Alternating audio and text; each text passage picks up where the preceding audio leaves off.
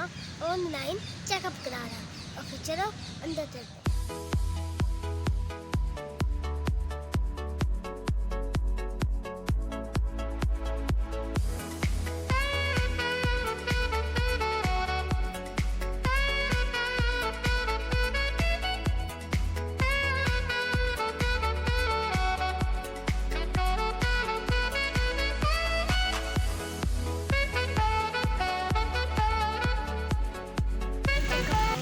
अब दवाई लेने के चलते हैं।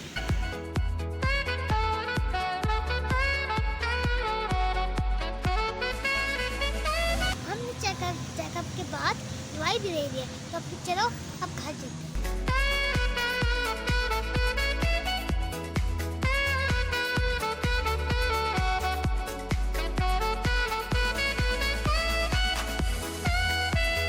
मैंने अपना फर्स्ट टाइम ऑनलाइन चेकअप कराया है और ये बहुत ज़्यादा अच्छी सहूलत है। उम्मीद है आप भी इस तरह की सहूलत से फ़ायदा उठाएंगे।